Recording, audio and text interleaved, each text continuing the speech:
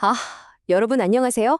복잡한 가치평가의 세계를 가장 명확하게 풀어내는 마스터 클래스 해설 시간에 오신 걸 환영합니다.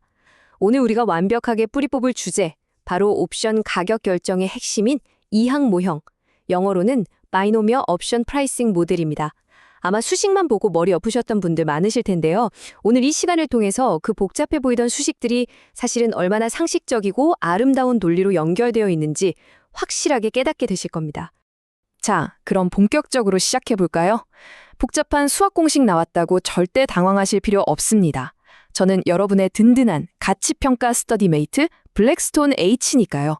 오늘 저는 그냥 교과서나 이론을 앵무새처럼 읽어드리는 게 아닙니다. 여러분이 이 모델의 직관적인 원리를 그야말로 피부로 느낄 수 있게 도와드릴 거거든요. 제 약속컨대 이 해설이 끝날 때쯤이면 여러분은 이항 모형을 단순 암기하는 게 아니라 완벽하게 아, 이거구나 하고 이해하시게 될 겁니다. 오늘 우리가 함께할 전체 여정입니다. 옵션 가치 결정의 기초부터 시작해서 이항 모형과 복제 포트폴리오의 개념, 델타와 차입금이 부리는 마법, 그리고 직접 해보는 실전 이항나무 계산을 거쳐 마지막으로 블랙숄즈 모형으로 어떻게 확장되는지까지 핵심만 빠르게 짚어보겠습니다. 자, 그럼 첫 번째 섹션, 옵션 가치 결정의 기초입니다.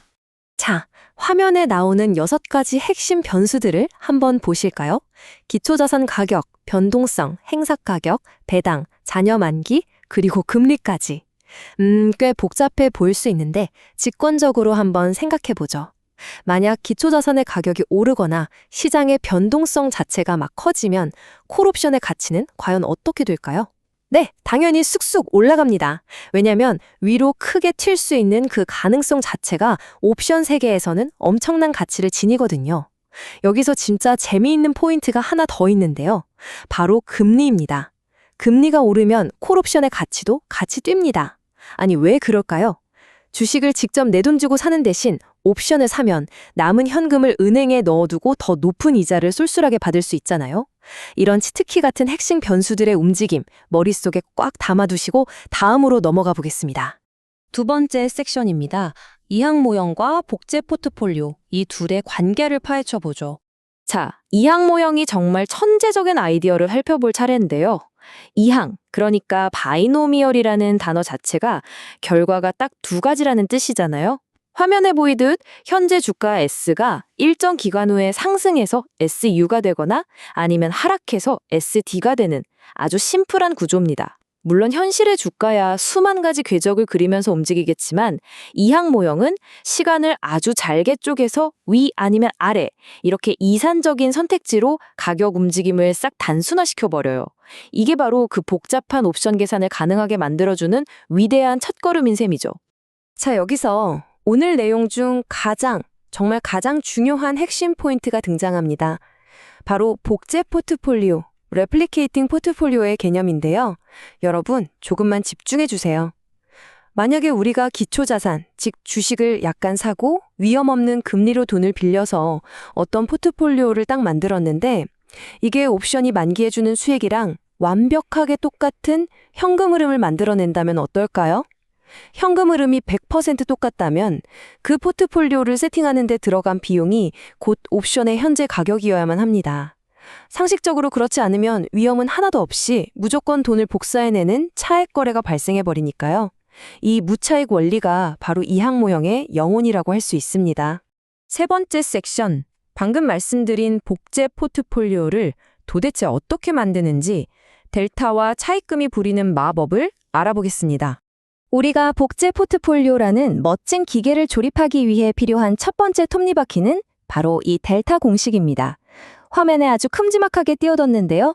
델타는 쉽게 말해서 우리가 포트폴리오를 짤 때 주식을 도대체 몇 주나 사야 완벽하게 복제가 될까를 콕 집어 알려주는 마법의 숫자예요. 공식을 찬찬히 보면 분자는 주가가 올랐을 때와 내렸을 때의 콜옵션 가치 차이이고 분모는 주가가 올랐을 때와 내렸을 때의 주가 차이입니다. 그러니까 결국 주가가 변할 때 옵션 가격이 얼마나 민감하게 꿈틀거리는지를 보여주는 비율인 거죠. 그리고 마침내 궁극의 방정식이 완성됩니다. 콜옵션의 가치는 우리가 방금 구한 델타 비율만큼 주식을 샀을 때의 가치에서 우리가 빌려온 돈, 즉 차입금을 싹 뺀 것과 정확히 일치합니다. 주식을 사고 돈을 빌리는 이 아주 현실적이고 평범한 두 가지 행동의 조합이 어떻게 옵션의 가치와 완벽하게 맞아떨어지는지 진짜 수학적으로 너무 우아하지 않습니까? 자, 이론은 이쯤하면 충분히 다진 것 같네요. 이제 소매를 걷어붙이고 직접 숫자를 넣어 계산해 볼 시간입니다. 네 번째 섹션입니다. 실전, 이항나무 직접 계산해보기. 다모하다란 경수님 교재에 나오는 아주 유명한 이기간 이항나무 예시를 우리 같이 한번 부숴보죠. 자, 상황은 이렇습니다. 현재 T는 0일 때 기초자산의 가격, 즉 주가는 $50예요. 행사 가격은 $40로 잡고 금리는 11%라고 쳐봅시다. 주가는 1기가 지난 T는 1에서 $70로 뛰거나 $35로 떨어집니다. 그리고 한 번 더 지나서 만기인 T는 2가 되면 주가는 $100, $50 혹은 $25 이렇게 세 갈래로 뻗어나가게 되죠. 그렇다면 이 거대한 나무의 시작점, 즉 현재 주가가 $50인 바로 지금 이 콜옵션의 가치는 과연 얼마일까요? 여기서 이항나무를 부는 아주 기가 막힌 비밀을 하나 알려드릴게요. 우리의 직관이랑은 완전히 반대인데요. 우리는 현재에서 미래로 가는 게 아니라 무조건 미래의 끝점에서부터 시작해서 현재로 거슬러 올라와야 합니다. 이른바 역방향 계산, 백워드 인덕션이죠. 스텝 1, 가장 끝부분인 T=2, 만기 시점의 수익을 쫙 펼쳐놓고 그걸 바탕으로 T=1 시점의 가치를 구합니다. 그 다음 스텝 2, 방금 구한 T=1의 결과를 징검다리 삼아서 마침내 오늘 T=0의 가치를 구하는 겁니다. 자, 그럼 위쪽까지부터 한번 슬쩍 따라가 볼까요? 중간 지점인 T는 1 시점에 주가가 $70로 껑충 뛴 상황입니다. 여기서 주가가 한 번 더 오르면 $100가 되고 행사가가 $40니까 이때 콜옵션 지금액은 $60가 되겠죠? 반대로 내리면 주가가 $50가 되고 콜 시금액은 $10가 됩니다. 아까 배운 마법의 델타 공식을 바로 써볼게요. 분자는 60 빼기 10, 분모는 100 빼기 50. 계산하면 네, 델타는 정확히 1이 떨어집니다. 그리고 이걸 바탕으로 무위험 차입금 비를 싹 계산해보면 $36.04가 나오거든요. 자, 이제 포트폴리오를 조립해봅니다. 주식 한 주를 사서 $70를 지불하고 거기서 빌린 돈 $36.04를 빼면 T는 1 시점의 콜옵션 가치는 정확히 $33.96가 되는 겁니다. 이번엔 아래쪽까지로 내려가 보죠. T는 2일 시점에 주가가 $35로 뚝 떨어졌을 때의 상황입니다. 만기인 T는 2의 주가는 $50로 회복하거나 $25로 더 처박히게 되겠죠. 여기서 똑같이 델타를 구해보면 0.4가 나옵니다. 그리고 빌려야 할 차입금 B는 $9.01고요. 이걸 아까 그 궁극의 공식에 쏙 집어넣으면 $35 곱하기 0.4 빼기 $9.01, 결과는 $4.99가 나옵니다. 주가가 $35로 꺾였기 때문에 옵션 가치도 $33대에서 $4.99로 확 쪼그라든 걸 아주 명확하게 확인할 수 있죠. 자, 드디어 오늘 현재로 돌아올 시간입니다. 우리 모두가 기다린 마지막 아하 모먼트인데요. 현재 T는 0, 주가는 처음 시작했던 $50입니다. 주가가 한번 올랐을 때의 옵션 가치는 방금 우리가 위쪽까지 해서 구한 $33.96, 내렸을 때는 아래쪽까지의 $4.99죠. 이 두 숫자를 가지고 오늘의 델타를 구해보면 약 0.8278, 분수로 깔끔하게 치면 7분의 5가 나옵니다. 이때 필요한 차입금은 $21.61고요. 자, 최종 계산 들어갑니다. 오늘의 콜옵션 가치는 50 곱하기 7분의 5 빼기 21.61. 계산기 두드려보면 정확히 $19.42가 뜹니다. 여러분, 우리는 방금 미래에 일어날 수 있는 복잡한 시나리오들을 완벽하게 복제해서 현재 시점에 정확하고도 공정한 가격을 맨손으로 도출해냈습니다. 이거 진짜 대단하지 않나요? 마지막 5번째 섹션입니다. 블랙 슐즈 모형으로의 확장. 이제 뚝뚝 끊기던 이산적인 시간을 넘어서 물 흐르듯 이어지는 연속적 시간의 세계로 넘어가 보겠습니다. 이 두 모형의 차이를 한번 비교해 볼까요? 우리가 방금까지 썼던 이항 모형은 시간을 뭉텅뭉텅 자른 이산적인 단위를 씁니다. 그런데 상상력을 좀 발휘해 보세요. 우리가 방금 딱 2개로 쪼갰던 그 시간 구간을 20개, 200개, 아니 2만 개로 계속해서 미친 듯이 더 잘게 쪼갠다면 과연 어떻게 될까요? 시간 간격이 사실상 무한히 작아져서 가격의 흐름이 끊기지 않는 연속적인 형태가 될 겁니다. 여기서 수학의 기가 막힌 마법이 일어납니다.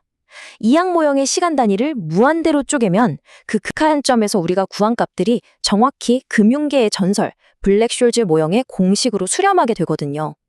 즉, 그 악명 높은 블랙숄즈 모형은 본질적으로 무한히 많은 장가지를 가진 초거대 이항나무의 최종 진화 형태일 뿐이라는 겁니다. 그 밑바탕에 깔린 원리는 우리가 방금 죽어라 계산했던 복제 포트폴리오와 완전히 똑같습니다. 자, 오늘 우리는 가치 결정의 기초 변수들부터 시작해서 델타와 차입금으로 복제 포트폴리오를 직접 뚝딱뚝딱 조립해보고 거대한 블랙숄드 모형과 이게 어떻게 이어지는지 그 연결고리까지 싹 다 살펴봤습니다. 여러분의 스터드메이트 블랙스톤 H로서 여러분이 이 논리의 흐름을 단순히 외우는 게 아니라 뼛속 깊이 직관적으로 이해하셨기를 바랍니다. 자, 이제 마지막으로 여러분의 새로워진 금융직권을 테스트할 아주 흥미롭고 묵직한 질문을 하나 던져드리면서 마무리할까 합니다. 만약 옵션의 만기가 어마어마하게 길어지고 그 와중에 기초자산의 변동성이 미친 듯이 커져서 날뛴다면 이 거친 현금 흐름을 방어하기 위해 여러분의 복세 포트폴리오 속에 있는 델타 비율과 차입금의 규모에는 대체 어떤 역동적인 변화가 일어나야 할까요? 이 질문에 대한 여러분만의 답을 한번 곰곰이 생각해 보시기 바랍니다. 지금까지 가치평가 마스터클래스 해설이었습니다. 함께해 주셔서 감사합니다.